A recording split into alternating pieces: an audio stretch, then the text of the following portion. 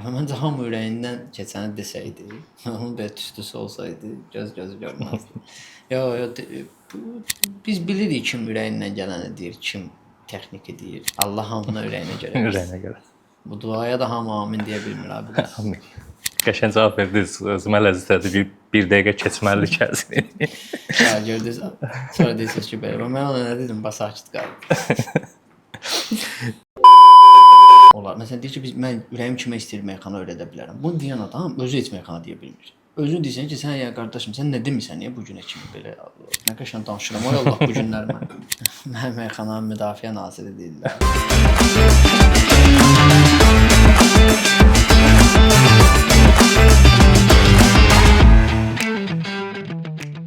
Salam Kərim abi, xoş gəlmisiniz. Aleyküm salam qardaş. Xoş gününüzə gələk. Özünüzü sözlə ifadə etmək istəsəydiniz, bunlar hansılar olardı? Azərbaycanlı Kərim abi. Kərim abi, diqqət etmisinizsə, YouTube-da o köhnə piksel olan, səsi xışıltılı gələn meyxana videoları milyonlarla izlənir. Heç vaxt unudulmur. İndi texnika var, pul var, meyxanaya daha çox maraq var, 4K çəkiliş var, amma nəsə o dad yoxdur. Sizcə niyə o keyfiyyətsiz videoların ruhu daha güclü idi? Kasıbçılıqdan idi, yoxsa səmimiyyətdən? Əvvəlcə bu yaxşı suala görə sizə təşəkkür edirəm. Məncə bu tək meyxanaya aid deyil.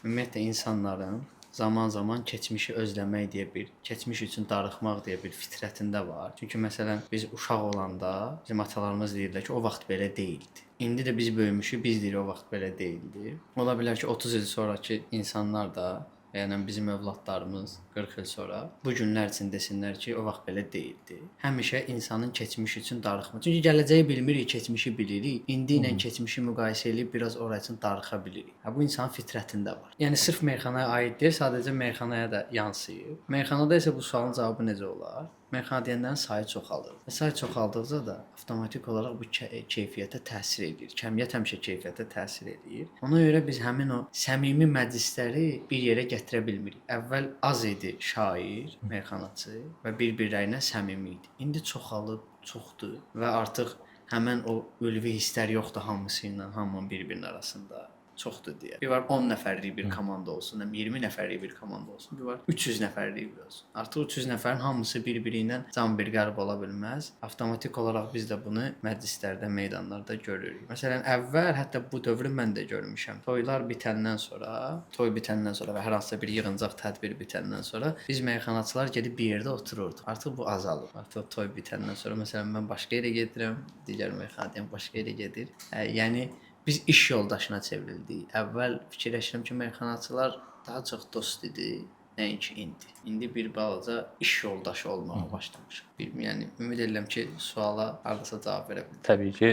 Bəs sizcə baxanda professional bir meyxanaçı olaraq baxanda şəxsi olaraq yox, hansı daha yaxşıdır? İndi meyxanaçıların çox olub, daha çox rəqabətin olması mı deyim, yoxsa daha çox bazarda daha çox meyxanaçının olması mı, yoxsa o köhnə səmimi vaxtların? Bazarda çox meyxanaçı olmasının bir problemi yoxdur. Problem necə meyxanaçının olmasıdır. O necə meyxana deyəndir, məsələ odur. Və çoxluq belə necə deyim, çoxluğun keyfiyyəti aşağı olanda o digərlərini də özü kimi göstərməyə başlayır. Artıq tələb təklifi dəyişməyə başlayırlar. Məsələn, deyirəm də toy olur. Məsələn, meyxanaçı var, belə xüsusi belə ad olaraq demirəm, bir obraz olaraq deyirəm. 30 toyda eyni şeyi deyir. 30 toyda adam eyni şeyi deyir və artıq cəmiyyətdə o dinləyicidə, yeni dinləyicidə elə fikir formalaşır ki, elə meyxana belə olur. Hər toy gəlib eyni mövzuları təkrar demək, getmək. Yəni replay knopkası da sadəcə qafiyələri belə eynidir. Yəni qafiyəsi necə həm qafiyələri eynidir, mövzu eynidir. Sadəcə indi rədif başqadır da. Yəni eyni şeyləri deyir. Baxırsan ki, yəni sən təzə bu gün mənə nə dedin? Heç nə. Yeni bu gün hansı mövzuya toxundun?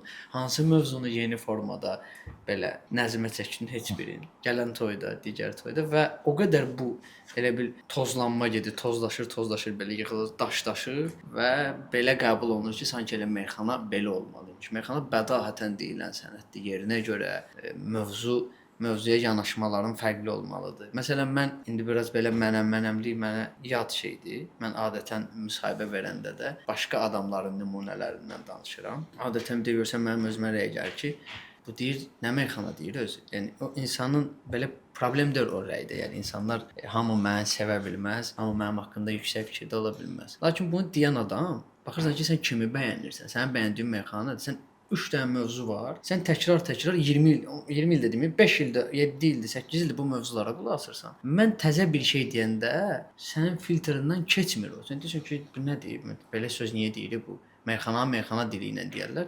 Bunun üçün elə deməliyəm də, məsələn, gəlib toyda deməliyəm ki, mən sinəmə döyən şairəm, dağıdaram bütün meydanları. Hər dəfə bu sözü desəm, bunun üçün qəbul olacaq. Da adam başa düşmür ki, mən bunu 300 dəfə deyəndən sonra 301-incisi vərdişə çevrilir. Ona görə fikirləşirəm ki, bu şeylərin düzəlməsi üçün, yəni suala çox belə dolayı yolla gəldim. Bu şeylərin düzəlməsi üçün maariflənmə mütləqdir. İstəyir 20 nəfər olsun, istəyir 2000 nəfər olsun. Əgər bu adamlar maariflənmə problemi yaşayırsa, oxumurlarsa, 20 nəfər də problemlidir, 2000 nəfər də problemlidir.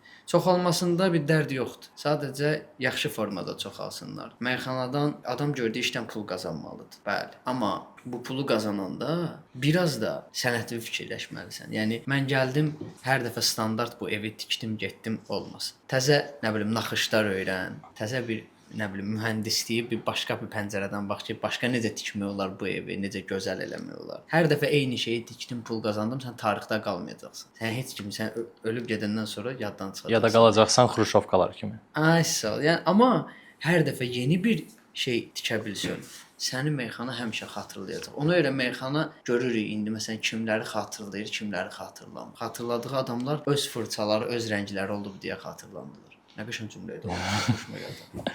Yəni mən belə başa düşdüm ki, birinə 40 dəfə hacı desək hacı olar, amma 40 dəfə xridar desək xridar olmur. Deyir bir hə. Yox, xridar o məsələn insanlar var belə çıxdıq xəttdən. İnsanlar var deyir ki, mən xridaram. Deyirəm ki, xridar sözünün mənasını bilirsən, deyir yox. Ya adam xridardır və olduğu birinci sözün mənasını bilmirsən. Olduğun sözün mənasını bilmirsən. Bizim dediyimiz sözü və ya digər bizim sənət yoldaşlarımızın dediyi sözü hardan biləcəksən? Bu da ciddi məsələdir. Xridarların da yönü dəyişib. Yaxşı xridarlar var təbii ki, gəlirlər adamla elə söhbət edirlər, baxırsan ki, bu səndən də çox bilir. Qafiyə tutsa bu da deyəcəksən. Amma bəzi adamlarda var ki, əlaqəsi yoxdur. Sadəcə nə bilim o səs-küydən, ritmdən xoşu gəlir. Düşüb ortalığa ki, mən xridaram. Məsələn, gəlir toyda deyir ki, filan bəhri desinlər adı ilə. Verirlər həmin bəhri ki, deyin. 10 nəfər meyxançıdan 8-i səhv deyir. O xridar bilmir, o 8 nəfər səhv. Sən niyə o bəhri vermirsən əgər kimin səhv, kimin düz dediyini bilmirsənsə? Orada ölçü pozulur. Sən də deyirsən ki, məsələn, mən istəyirəm ki, burada müzahirə bəhrini desinlər. Müzahirə bəhrinin 10 nəfərdən 8-i səhv deyir. Sən isə oturmusan hamısını alqış eləyirsən. Deməli sən kimin səhv, kimin düz dediyini bilmirsən. Mən tərəfdarı deyiləm gəlib toyda çətin bəhr verilməyinin, kimlərsə çətinə salmağın. Şair sözün istənilən ölçüdə deyə bilməlidir. Asan ölçüdə desən problemdir. Amma sən gəlib tələb edirsən ki, mənə, məsələn, belə öz loru dillə deyirəm, mənə filan, nə bilim, evi tikin. 10 nəfər sənin üçün yan-yana ev tikir, 8-i səhv tikib evi. Sən hamısına deyirsən ki, əladır. Olmur axı belə. Başın çıxmırsa niyə cəmaatı çətinə salırsan? Elə başın çıxmadığı şeylə insanları bir imtahan da eləyirsən. Əvvəl özün öyrən, sonra insanları imtahan elə. Onda xətti biz daha dağdaq, xəttdən çıxaq. Meyxana ilə maraqlanan, dinləyən biriləri illaki sosial mediada gəzəndə dırnaq arasında deyirəm, ərəb meyxanasına rast gəlib. Ritmləri bizimki ilə uyğundur, deyiş tərzləri bizimkinə bənzəyir. Adına da Zajal deyirlər. Zajal? Bəli. Rus sözünü oxşuyur da. Əsas Zajal nağıcı da tam yoxdur. C ilə J arasında bir şey. Sizcə meyxana ilə Zajal bir-biri ilə nə qədər əlaqəlidir? Meyxana texniki olaraq əruz vəznində deyilir. İndi ritmik olaraq əruz vəznindədir. İndi ola bilər də kimlərsə deyəndə pozurlar həmin o ölçülərə, ritm olaraq üstündən keçirilir. Amma tabeçiliyi ondadır. Yəni biz hecada qafiyə tut deyə bilmirik. O ritmlər əruz vəzninə tabedir. İndi arasında qüsurlu olanları olur. Əruz vəzni də ərəbdən gəlir. Ona görə sırf orada şeirin ritmi eynidir. Yəni onun dediyi ritmi biz də burada deyə bilirik. Orada məsələn gördüyün o ərəb dilində olan şeylərin ölçüsünü çıxardıb biz burada bədahətən deyə bilirik. Mən çox belə lap dərindən məlumatlı deyiləm. Mən elə düşünürəm ki, biraz izləmişəm. Biraz izlədim. Mənə görə bədahətən demirlər. Amma bədahətən deyə bilərlər. Çünki orta əsrlərdə, ondan da qabağı da, ərəblərdə ordular üz-üzə gələndə onların şairləri çıxıb bir-birinə bədahətən həzv deyərmiş. İki misralı beyt formasında həzv deyərmiş və onların həm dərvişləri olub oturublar bir yerdə beytləşiblər. O da yəni olub ərəblərdə. Bizim kimi olmayıb, sadəcə belə ritmik olmayıb da, yəni belə çıxma vurmayıblar. Ona görə bədahətən deməklərinə bir şübhə eləmirəm. Çünki həmin əruz vəznində biz bədahətən deyirik. Burada nəyə deyirəm onlar bədahətən demirlər? Meyxana deyəndə insanın beyninin bir fikirləşmə sürəti var. Bəzən meyxanaya uzaq adamlar elə bilirlər ki, meyxana deyən fikirləşmir. Yox, hamı fikirləşir. Biz 5 saniyə də olsa, 3 saniyə də olsa fikirləşirik. Bəlli bir sözü sözün arxasına qoyuruq. 3-cü, 4-cü misranı hazırlayırıq, dururuq ayağa. 1-ci, 2-ci misranı da yolda fikirləşə-fikirləşə deyirik.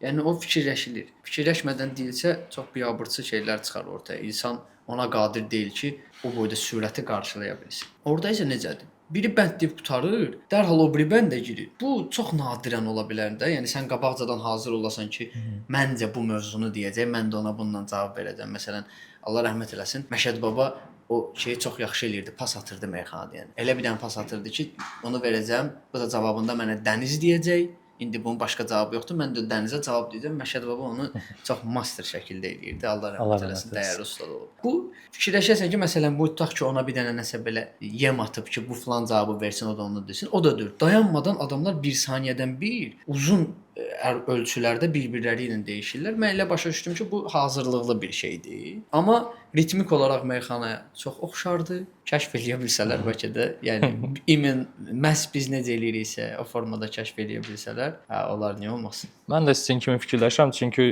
biraz ərəb dili təhsili almışam uşaqkən. Ərəb dilində bizdə mübtəda əvvəlli xəbər çox vaxt axırda gəlir. Cümlə bitməmiş, bitmiş bir fikri bildirmir. Ərəb dilində mübtədadan dərhal sonra xəbər gəlir, sonra digərləri. Onu düşünürəm ki, meyxana demək onda daha da çətin olar.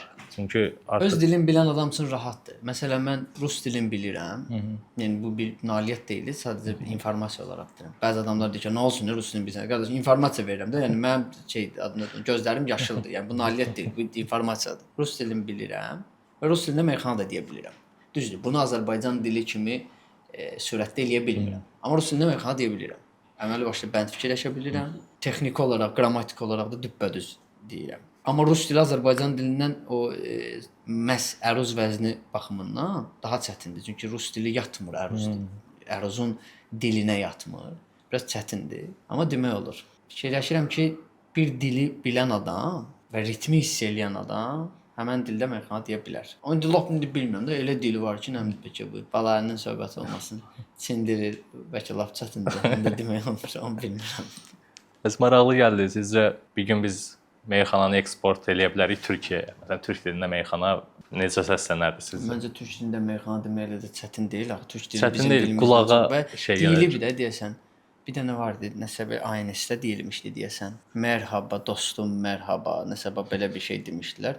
Demək olar da dili eyni bizim dildir. Bəzi sözlərin şəkilçiləri başqadır. Amma demək olar türk dili əruz vəzninə uyur da. Məsələn, hangi çılğın bana zincir vuracaqmış, şaşarım. Ben əzəldən beridir hür yaşadım, hür yaşarım. Kükremiş sel gibiyim.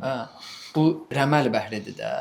Bunu türkçə demək olur da. Yəni bunu demək olar. Yəni bunu yazılıb indi orada Mehmet Akif Ersoydur düz dilində. Yəni demək olar. Türk dilində meyxana demək olar. Biraz sadəcə gəl adamın dili yatsın. İndi ola bilər ki, məsələn biraz fikirləşəsən. Çünki biz türk dilində kinoya baxsaq, başa düşsək belə, o sürətlə, rahatlıqda danışa bilmirik. Çünki dilimiz öyrəşməyib. Amma biraz məşqdən sonra demək olar, beyin onu qavrayacaq. Söhbəti dəyişək, dillərdən çıxaq. Sizi açıq danışan meyxanaçı kimi tanıyırlar. Sizcə meyxanaçı sözünə görə qorxmalıdır, yoxsa meyxanaçının sözündən qorxulmalıdır? Meyxanaçı da nəticə etibarilə bir insandır. Bütün insanlar haqq olduğu yerdə qalxmamalıdır.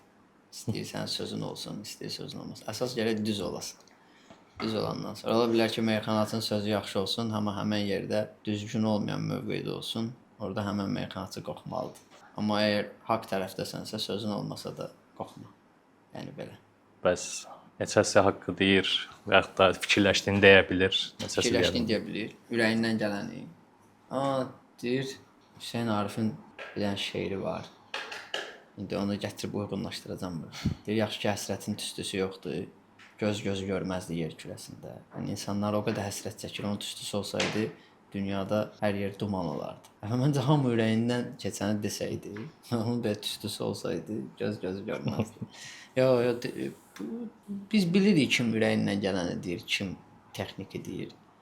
Allah hamını ürəyinə görə. Ürəyinə görə. Bu duaya da hamı amin deyə bilmir abi. Amin.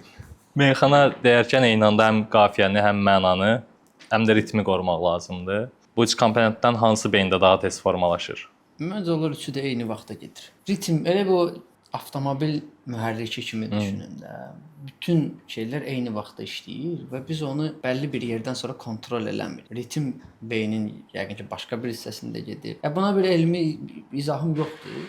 Zaten bunu belə bir elmin bilsəydim daha böyük adam olardım ki, beyin necə işləyir. Amma onların üçü də eyni vaxtda gedir, mən elə fikirləşirəm. Çox sağ olun ki, növbəti sualıma gətirdiniz. Mən də onu soruşdum ki, meyxananı elm kimi, təhsil kimi öyrənmək lazımdırmı? Meyxananın akademiyası qurulmalıdırmı? Meyxana üzərinə tədqiqatlar aparılmalıdırmı? Bu suala lap geniş cavab verə bilərəm. Bəzi meyxanaçılar var. Bizdən yaşda da böyükdülər. Mənim indi belə bir neçə dəfə də danışanda demişəm ki, nə olar çıxıb efirdə danışmayın. Yəni insanlara bilmədiyiniz, əhli olmadığınız informasiyaları verirsiniz. Bu onlardan biridir. Meyxana elm kimi öyrətmək olar. Məsələn deyir ki, mən ürəyim kimə istəyir meyxana öyrədə bilərəm. Bunu deyən adam özü heç meyxana deyə bilmir. Özün deyirsən ki, sən ya qardaşım, sən nə demisən ya bu günə kimi belə Allahına xoş getməsin. Nə demisən ki sən? Hansı o mötəbər işi görmüsən meyxanada ki, hələ deyirsən ürəyim istəyən adama da öyrədərəm. Meyxananı öyrətmək olmur. Amma bir insanın qabında biraz varsa, onu təkmilləşdirmək olur. Meyxana o bir yerdən bir bacarıqdır. O bacarığı inkişaf elətdirə bilərsən. Daha yaxşıya və potensialın hara qədərdirsə, oracan olacaqsan. Ondan oyuna keçə bilməyəcəm. Bunu nə bilim futbol kimi də baxa bilərsən buna. Yəni bütün insanlara super futbol oynamağı öyrədə bilməzsən. Bir insanın üstündə 100 il məşq elə, ondan Messi olmayacaq. Bəlli məsələn məşqçi baxır ki, bu insanın bədənindəki elastikaya baxır ki, bundan futbolçu olar. Bu çox elastikdir bədəni. Nə bilim əzələləri daha uyğundur. Nə bilim gec zədələnir falan filan. Bəzi meyxanaçılar gəlirlər efirlərdə bu mövzularda danışanda aləm vururlar bir-birlərinə və lazım deyil elə informasiya vermək. Sənətin içindən də çölə çıxma. Sən oradan çölə çıxırsan, sən kiməsə tədris eləmək üçün indi pedaqoq olmalısan. Sən nə öyrədə bilərsən? Sən ümumiyyətlə bilirsənmi kiməsə nəsə öyrətmək nədir? Bir adam əla riyaziyyat bilər, amma ola bilər ki, o kimisə riyaziyyatı öyrədə bilməz. Bir şeyi öyrətməyin ayrı bir qaydası var. Bir şey öyrətmək, təlqin eləmək. Sən uşaqlıqdan meyxana demisən, onu necə öyrədəcəksən? Sən elə yəni sözümün canı nədir? Sıfırdan öyrətmək olmaz. Biz bunu yoxlamışıq. Necə yoxlamışıq? Özümüzdən də savadlı bir adama, bizdən qat-qat savadlı bir adama, özümüzdən savadlı deyəndə ki, belə ultra savadlı deyilik. Yəni çox yaxşı savadı olan bir adama, meyxana bacarığı olmayan bir adam 3 ay əlləşib meyxana deməyi öyrənə bilməz. Yəni adamın ultra savadı var. Yəni ki, onun cavab verə bilməyəcəyi bir sual yox idi bizim oturub müzakirələrimizdə. Yəni bilik yarışmalarının sayını itirmişdi ki, o nələr udmuşdu. Amma öyrənə bilmədi meyxana. Və ədəbiyyatdan, meyxanadan, şeirdən danışanda bizim hamımızdan çox o bilir. Hamımızdan yaxşı o təhlil eləyirdi, şeir nədir, söz nədir. Hər şeyi əla bilirdi, amma texniki olaraq o yerə gəlib çata bilmədi ki, bu meyxananı deyə bilsin, ölçünü hiss eləmədi. Orada bir ölçü var. O ölçünü hiss eləmək bacarıqdır. Onun üstünü belə düzgün hörmək, tikmək artıq əziyyət, zəhmət tələb edir. Yəni bacarığınıza zəhmət qatanda hər şey gözəl olur. Yəni konservatoriyada bir gün meyxana bölümünü görmək məncə o bugünün tələbatına görə lazım da deyil. lazımdır. Əgər bəlli şeylər var, onları düzəldə bilsək, meyxanaya başqa yöndən dəstək vermək olar. Başqa cürə meyxanaya dəstək olunmasını istəyərəm. Elə bir xətt olsun ki, orada biz meyxananı tədris eləmək söhbəti etmir. Meyxana ilə yaxşı işlər görə bilər, yaxşı şeylər göstərə bilər. Məsələn, buna qoy, bu yerin kəsməyin. Fevralın 17-si bir konsert baş tutacaq, meyxana məclisi baş tutacaq və orada 6 nəfər meyxanaçı var. Yəni bunu niyə rahat deyirəm? Çünki özüm orada deyiləm. Və bu tip şeylərin çox olması meyxanaya xeyir olar. Çünki ora elə şairləri dəvət ediblər ki, onların sözünün tutumu var. Və onlardan biri mənim ustadım Rifət Dahidir. Biri Ruslan Müşfiqabad, biri Pünhandır. Pünhan meyxanada kimdir, hamı bilir. Biri Cahangeşdir. Cahangeş Rəşad Dağlının tələbəsidir və necə bir meyxana deyəndə hamı bilir. Baba Qədirlidir. Pərviz Arifdir. Düz saydım 6 nəfər. Və bu 6 meyxanaçı sözünün çəkisi olan meyxanaçılardır. Şeiri, sözü tanıyan adamlardır. Bədahətən poetik ifadə işlətmək qabiliyyətində olan adamlardır. Və bu tip konsertlərdə, məclislərdə meyxananın bu kimi şeylərlə təmsil olunması həm bizim milli mənəvi dəyərlərimizə hər hansısa bir qatqısı olar ki, ziyanı olmaz. Həm də əslində sənət nümunəsi elə olmalıdır. İnsanlar bir-birləri ilə xoş dillə, bəlli bir zəka işlədərək söhbət eləməlidirlər, müzakirə aparmalıdırlar. İndi bax fevralın 17-si Əliağa Vahidin doğum günüdür, fevralın 17-si ustadın doğum gününə həsr olunur. Məsələn, özüm orada olsaydım deyərdilər ki, özü oradadır deyə tərif edir. Yəni özüm yoxam orada. Yəni mən orada iştirak eləmirəm səhnədə. Amma bu Və burdan da xiridarlara deyirəm ki, hökmən bu şeyi izləsinlər və dəstəkləsinlər. İnanın ki, sənət nümunəsi elə olmalıdır. Sənət nümunəsi hansısa bir dənə belə yeraltı məkanda, yəni podval demədim, yeraltı məkanda qışqır bağırla olmur. Sənət nümunəsi yaxşı səhnələrdə, işıqlı yerlərdə və daha xoş müzakirələrlə, hansı ki, evdə televizorda açıb baxa bilərsən. Kərim abinin bəs meyxanadakı rolu ya da yeri nədir sizə görə? Mənim meyxanam Tənqidçi, müəllim, yoxsa meydan oxuyan? Mənim meyxanam müdafiə naziri deyirlər. Baba Qədirli eləyib onu birinci dəfə ki, bu meyxananın müdafiə naziridir. Mənim meyxanadakı rolum, mən ümumiyyətlə həyatdakı rolum belədir. Nəyi düz bilirəmsə onu edirəm. Yerinə görə meydanda oxuya bilərəm. Müəllimlik mənim işim deyil.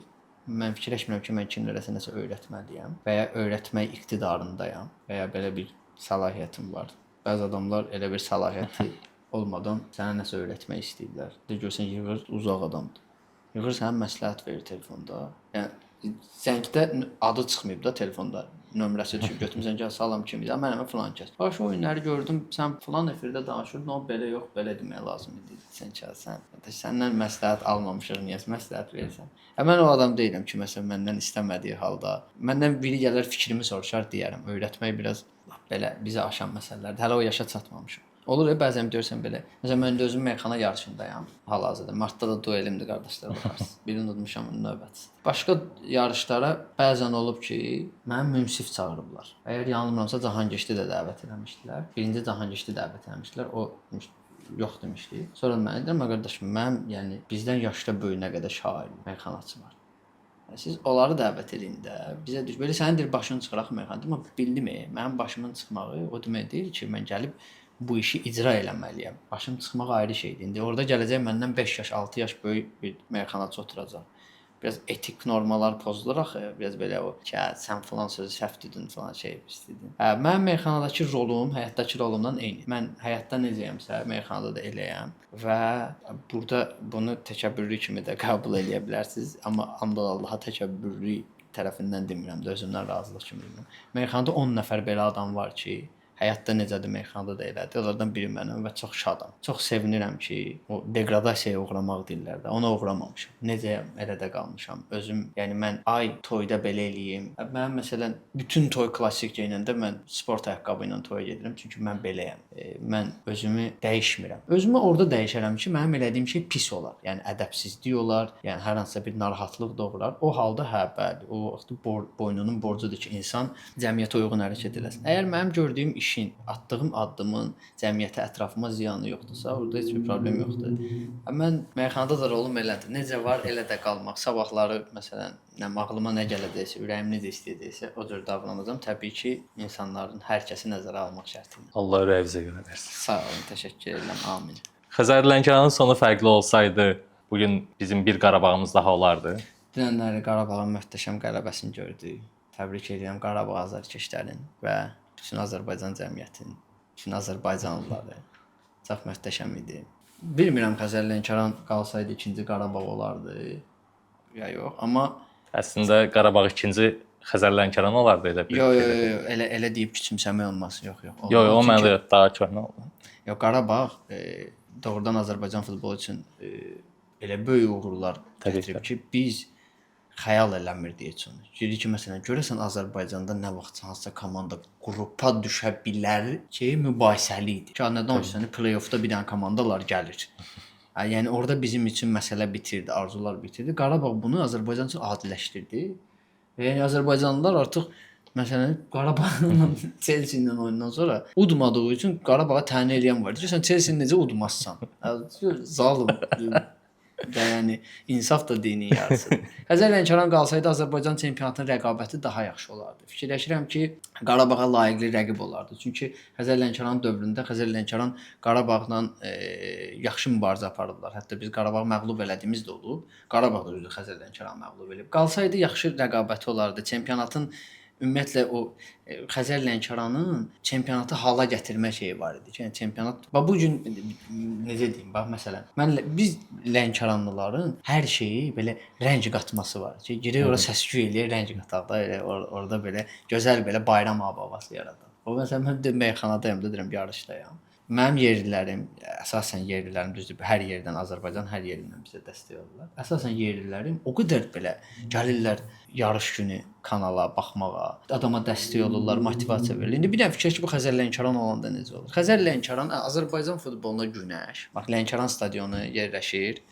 Stamordov var, Stamordov qəsəbəsi var Lənkəranda. Stamordov çayı var, çay oradan keçir Lənkəran çayı. Stamordov körpüsünün yanında yerləşir. Orada da çayla dəniz birləşir. Xəzərin stadionu ordadır.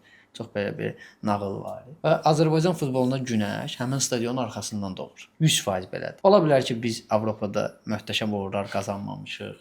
Amma əgər Xəzər Lənkəran qayıtsa, əgər təzədən bizim həmin şəraitimiz, imkanımız olsa, mən inanıram ki, Azərbaycan futbolunda daha böyük bir rənglənmə olacaq. Fikirləşirəm ki, Qarabağa da rəqib lazımdır.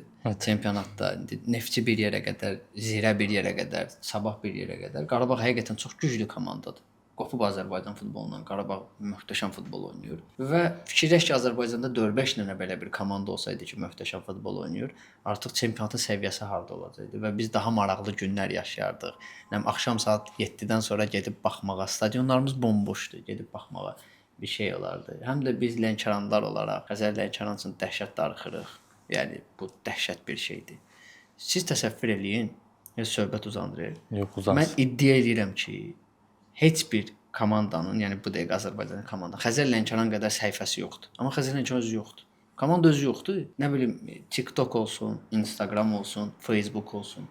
Hər yerdə Xəzər Lənkəranın səhifələri var. Dayanmadan bu səhifə keçir, o biri səhifə gəlir. Mən elə neçəsini izləyirəm. Neçəsi yenə qabağıma çıxır, görürəm ki, heç bunu izləmirəm. Də mən hamısına belə follow atıram, izləyirəm. Sonra Xəzər Lənkəran yoxdur, fan shopu var. Yəni gedirik, biz Xəzər Lənkəran formasını alacağımız yer var. Yəni komanda özü mövcud deyil, amma azarkeşləri həmin sevda qalıb və biz darıxırıq, çox darıxırıq. Ara sıra Xəzər Lənkəran futbolçularını görürük. Onları görəndə bir başqa cür darıxırıq. Ümid eləyirəm ki, Azərbaycan futboluna yenidən Xəzər Lənkəran qayıdar və qayıdandan sonra daha rəngli günlər olar. Bir daha Qarabağı dünənki qələbə münasibətinə təbrik edirəm. Çox möhtəşəm idi.